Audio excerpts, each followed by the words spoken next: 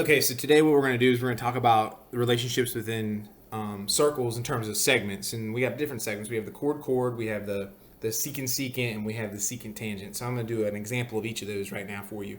I think the chord-chord one's the easiest one, and that one is the one part times the part of the same chord is going to be equal to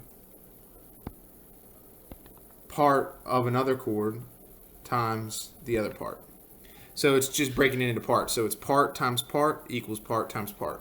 So here, when I set this up, it'd be something like 8 times x equals 2 times 4, which makes it makes sense because you're doing the part times the part equals the part times the part. Now, it doesn't matter how you have these in terms of the order as long as you're sticking with the same chord, right? So if I said 8 times x, that's the same as x times 8, right? And I could have this over here where this is as long as this was over here. So it doesn't matter just as long as you do part times part equals part times part. All right, let's solve it. So 8x is going to be equal to 8, right? Divide by 8, that means x is 1. So to remember chord-chord, you just do part times part equals part times part. This is only for the segments. Okay, let's take a look at the next relationship, which is the secant-secant. Okay, the secant-secant's a little different.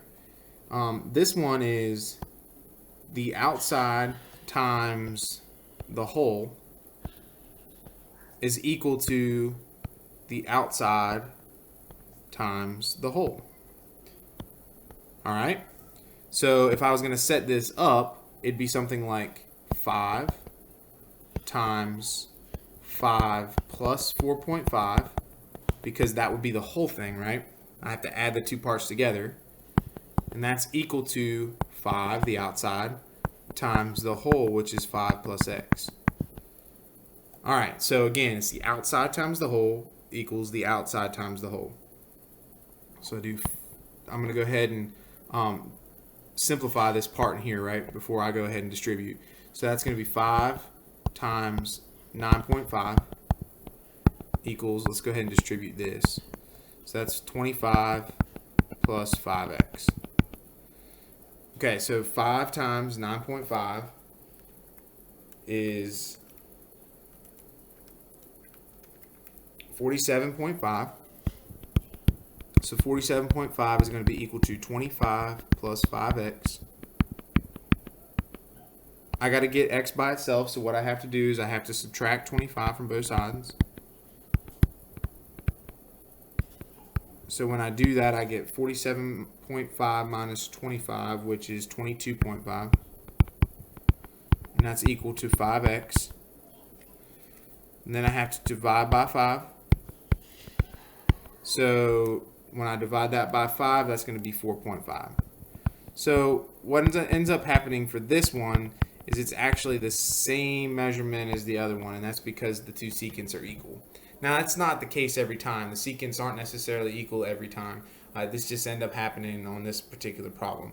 So don't just assume that whatever the inside is on the one secant is going to be the inside of the other secant. That's not how it works. You have to set it up where it's outside times the whole thing equals the outside times the whole. All right, let's go ahead and take a look at the last one, which is the secant-tangent.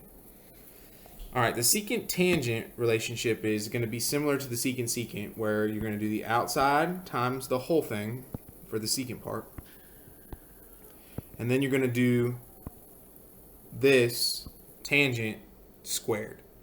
So don't just forget to square it. So let me show you how that looks. It'd be the outside times the whole equals the tangent squared. Okay? So I'm going to distribute this. So 26 times 26 and then 26 times z. So 26 times 26 is 676 plus 26z. Okay, is going to be equal to 52 squared, which is 2,704. Okay, now I need to solve this, right? So I'm going to go ahead and subtract 676. Now these numbers look pretty large, but that's because the numbers already given to me were pretty large. So I have 26z equals 28. And I'm going to divide by 26. And so z is going to be equal to 78. Which makes sense because this side is a little bit bigger than this side, right? Well, it's quite larger. And so that makes sense that that would be 78. Okay, so the secant-tangent relationship is the outside times the whole equals the tangent squared. All right.